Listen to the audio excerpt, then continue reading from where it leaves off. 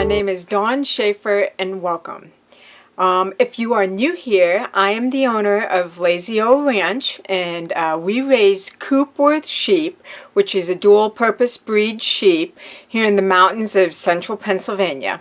And I just want to share with you what we go through during the day on our farm. So it's kind of like farm life, yarn life, knitting life. Anything that involves wool of some sort is what I'm definitely passionate about. So first off, I am so excited to share with you that I am finally designing a sweater that I hope to put out there as a pattern. Anyway, and I want to share with you exactly what I've started to design. I'm not going to fully show you the whole thing. I'm just gonna mysteriously show you details of it. So first off, I felt so bad for this colored yarn.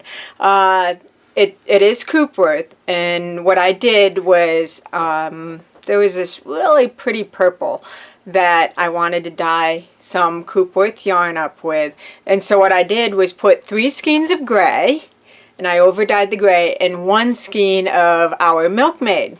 And the results were quite unexpected. The purple came out like super purple. I don't know if you really can get the full effect here. I don't know if I switch it, but it is like super purple, bright, very vibrant, and I think it just didn't appeal to anybody, except for it did appeal to me. I thought it was gorgeous. So I figured, well, I'll make it into a sweater, or a portion of it, because I only have 1 skein. And so I'm looking through the other yarn that I have, and I kind of wanted to stick to the neutral colors so the purple would show off a bit more. And here's our Milkmaid, and I put it up with our Milkmaid, and to me it didn't fly.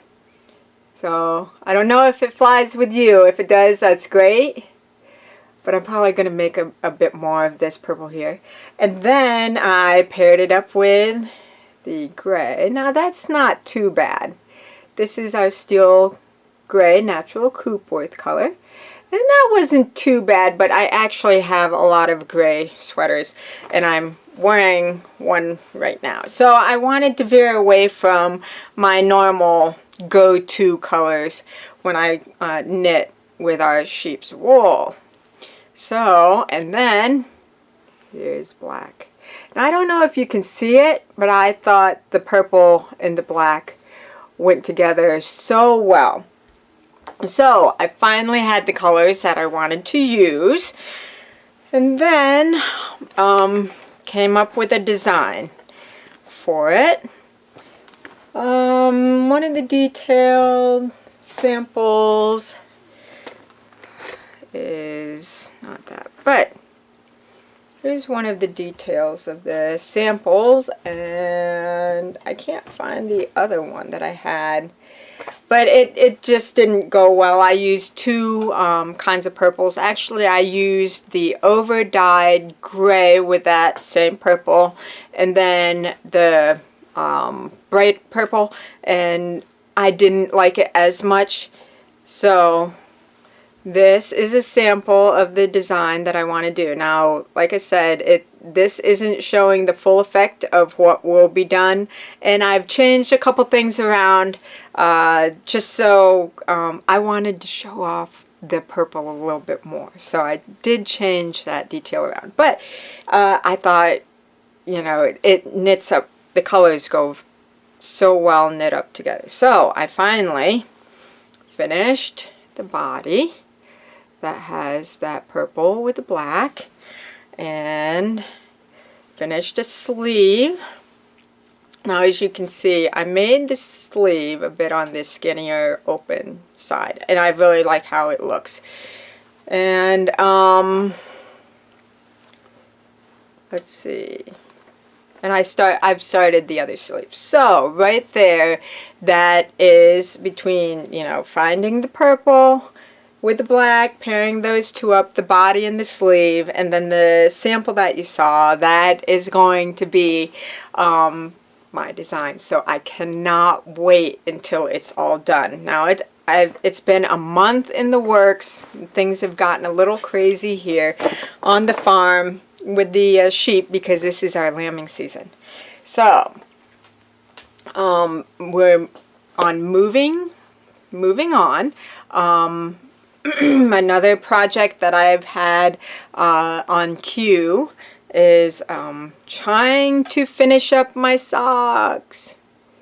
Now, hopefully, I don't think I'll go through the second sock syndrome, which I'm grateful for, because I've made the cuff really short. And I'll knit the rest of this up, and I have, well, this ball is kind of raggedy looking, but I can actually make 2 socks with a short cuff out of the yarn, sock yarn that I carry. So that is on cue. Now that is what I always keep in my purse. It never, knitting up socks does not ever leave my purse. It's just something that I carry with me all over the place, just in case I don't have enough arm room to carry my bigger projects. So after that, I have a couple finished items that I'm so proud of, or happy with, and they are done up in my natural coop worth. And I asked my son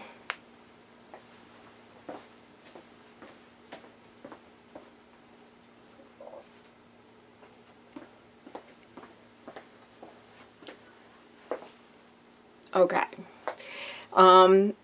The first one that I did finish up in our natural coop worth is this one. Now this is my son's sweater. I don't know if you can see it. I wish it fit me. I love stripes. So he looks so handsome in this, but it is done with the marled or barber pole coop worth, which is the lighter one here, and then the steel gray. So, which are these 2 skeins right here. You can't go wrong with natural. You just can't. And then the other project that I finished was my extremely long scarf. Now this is probably 18 inches wide, and I think I've measured about 10 feet. And it's all natural. You can do a lot of neat things with just using natural. But this is the pattern right here, the steel gray, and then fading into the barber pole and marled, then that's fading into the cream right here. And then in between that pattern design, just have where you have the major contrast between the eye. There are a couple projects, two projects only, so it's not bad, but there are 2 projects that I am really struggling to get finished. Not quite sure why that is, but I want to get them finished so bad. One of them is my oldest son's vest, and I am at, see, I've got the body made, the back done. Now I'm at the point where I have to make the V, and I'm really at the point where I just got to get it done because my needle is slipping off my stitches. So that's going to create major havoc with me trying to finish it off. I'll probably have a drop stitch here and there, who knows, but I just have to get it done.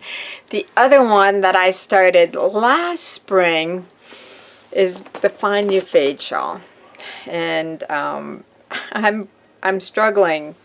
I'm just struggling to get it done, but I do like how it's turning out, and I'm still on the 3rd color. I just need to get actually one, two, three, the fourth color. So once I get the fourth color done, it'll kind of push me into figuring out what color goes next. That's kind of where I'm at there. But I have come up with a couple new colorways for the spring, so that should make it easy for me to pair up colors with the Find Your Fade shawl.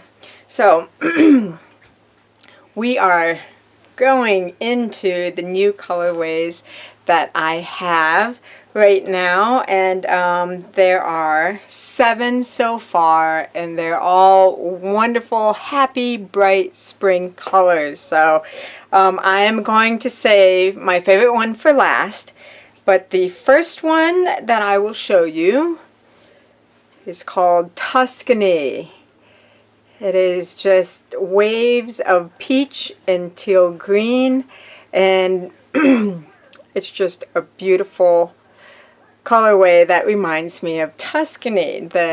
I have watched the movie Under the Tuscan Sun so many times, and the colors just really speak to me there.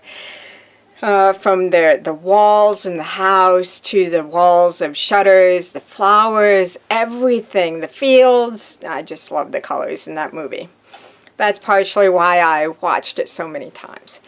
This one has waves of magenta, purple, and pink in it, and its name is Flamingo Park. And that one's going to be a fun one to work with. Fun spring color. This one is my oldest daughter's favorite, and it's called The River. And you have tones of brown and turquoise in it. The turquoise really pops. And turquoise is one of my favorite colors for spring, so it worked out really good. This one here is called The Peacock's Tail. I don't know if you can see it. The lighting is so bad down here in the basement. Eventually I'll be investing in something a lot better. But you have the purple, and then it has teal green and blue on it, and it looks really pretty. I don't know where in this video where it would show up better. So the next one, which is yellow, is not my color, but I am going to have to play around with this. And I think if you pair this one up, once you see it, and you pair it up with like a navy blue or a really a bluish gray, it's going to be beautiful. But this is yellow with some lavender in it. And this one's called Provence. Reminds me of France, but I thought it was just so pretty.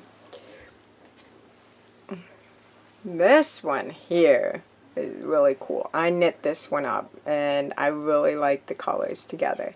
This has yellow with purple and teal green. Kind of Eastery. This one's called Archangel. And like I said, I knit it up, and it turned out really well. Last but not least, and I don't have the magazine where I pulled the colors from. This is my favorite one. This one's called Cottage Poppies. You have the orange with the pink, and then some red. Not a lot of red. I didn't overdo it with the red, but it just reminds me of this magazine had a beautiful bouquet of poppies on the front cover, and I had to grab those colors and put it into a yarn. So those are the new colorways, and better pictures are on my Etsy site. I will put the Etsy site into the comment section below. So if you wanted to take if you wanted to see better pictures of it, you will see it right there on the site, because like I said, the lighting's really poor down here in the basement. Eventually I'll get my rumpus in gear and get better lighting down here. So on to the next is our farm news. Lambing season has started February 14th, and that is 2 weeks right now, going on 3 weeks earlier than what we thought we would have. But our first lamb was white. The mama is Inga, and it's a little girl. We named her Felicia Valentine. The kids felt she needed to have Valentine in her name, but for 2018 we are having all the lambs' names start with the letter F. So we had to find an F name, and came up with Felicia. So and she's a big U. This name fits the size of this big lamb, so it works out pretty good. Her name is Felicia Valentine. And then we finally had a lamb 3 days ago, another one, excuse me, and the mama is, who's the mom? Ireland.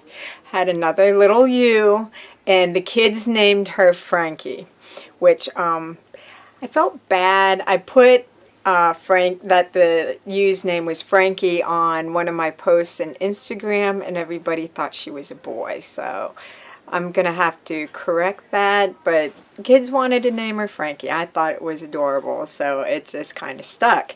But it is a little girl. She was born at 12 pounds, and she's gaining beautifully.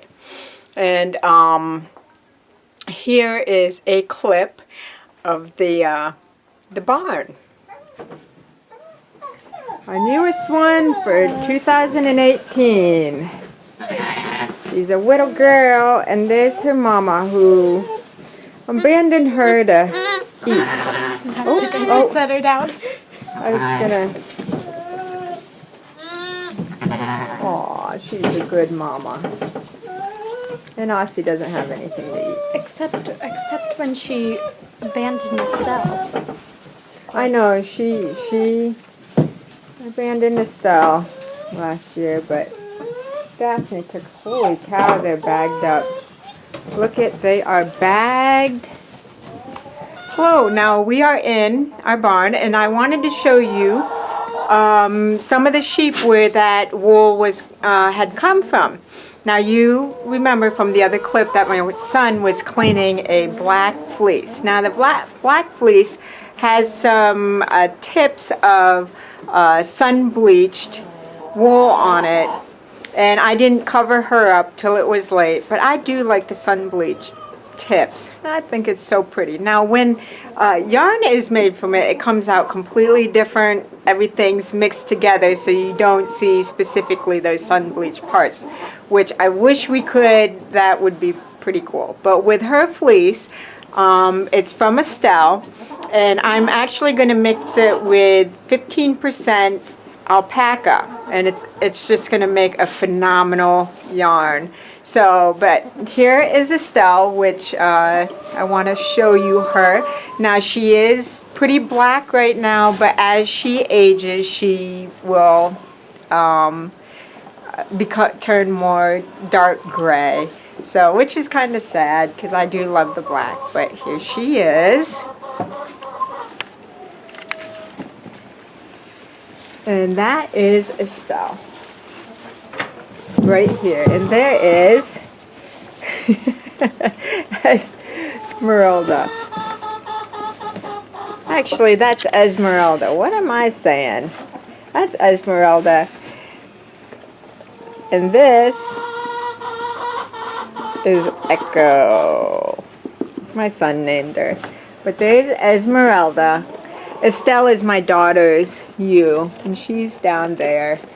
But see, she's pretty black. I do want to clean her up, get her nice and clean, but she's nice and black. Charlotte over there, she was the same way. She was really a nice black color, but as you can see, she lightened up on us, and I do have to get her cleaned up too. Huh. Okay. Now over here, I'm going to show you our lambs. Now, none of the ewes have gone yet. We were hoping that last night we would have something, but we don't. Here's Drusilla, and she's carrying something. And pretty Evelyn right here. And she's got babies in there and some cootie on her back. Now here. Oh. Now that is Jump Jump. She is always skittish. And her offspring are skittish because they follow what their mama does. So here is Inga with Felicia Valentine. And here is Delphine, and I know she just is so ready. She's dropped a little bit more in front of her hip bone, so she's probably in the next couple days. And here is Gracie, and she's ready too. She just wants to be done with all this, huh? And here is Ireland with her baby. And this is little Frankie. The kids named it. Aww.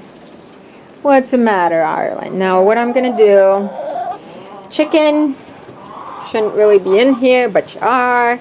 I'm just going to let the girls out. They can't really go out into the, what are you guys doing? They're bumping me. But it's windy. The winter is relentless right now. But here they are. Whoop. Now what we have here is Ireland and her baby have bonded very well. And so we just took her out. She was actually getting quite upset being separated from the other girls. Sometimes they like to be separated, sometimes they don't. We just got to watch how their temperament is. Because when the little ones come around the bigger adults, the adults don't really care to have the little one around.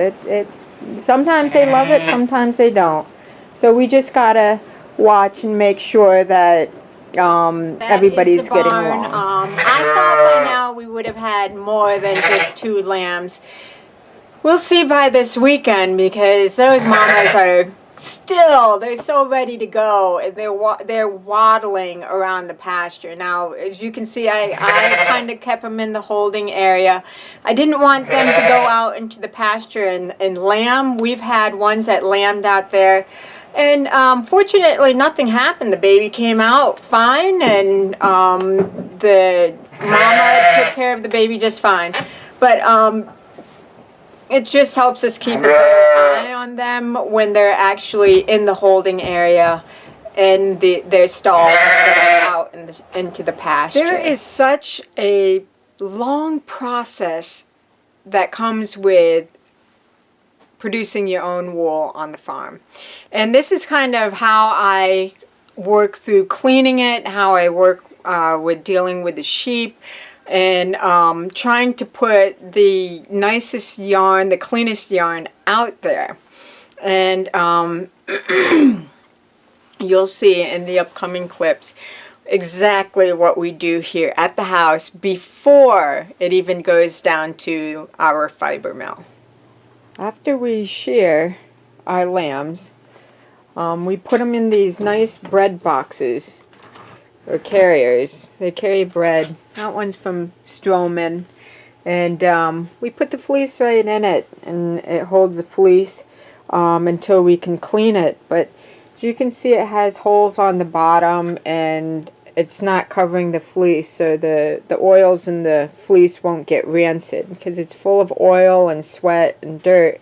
And when you put it in a bag and close it up, the fleece has a tendency to start smelling rancid, and it gets crappy, especially if there's moisture in it and you don't realize there's still moisture in this fleece. It definitely has a rank smell to it. So we really make sure that the fleece is aired out in the open before we process it further. And we have here my son Tavi, who is our official fleece cleaner.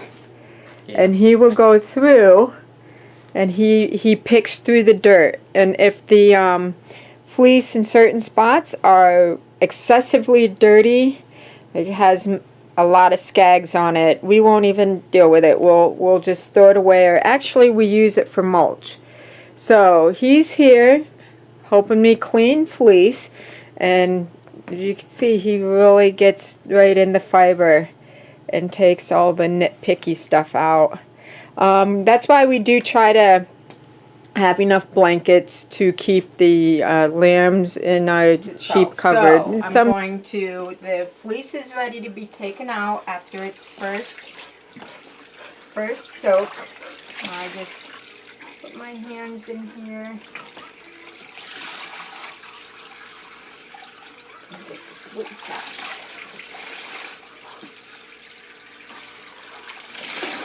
Okay, now I've allowed the wool to sit on those racks that we had back there and allowed the water to drain from it. And now after I do that, I put the wool over on other racks just to completely dry. And here's the wool. Yes, I do everything here in my basement. Makes for a nice studio. So we've got just fluff.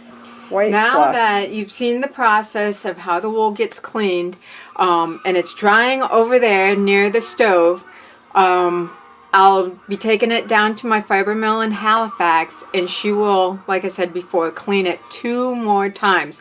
What's great when it's drying over there on the rack is that I'm able to slowly pick through the fibers, because as it's drying, I'll pull the fibers apart so air can get in between, and it will actually dry out a little faster. And so as I'm doing that, pulling the fibers apart gently so they can air out faster, I'm also looking for more hay, alfalfa remnants, anything that should not be in the wool will hopefully be, everything will be taken out during that cleaning process. And last but not least, if you are interested in meeting up with my husband and I, we have some upcoming shows for this spring.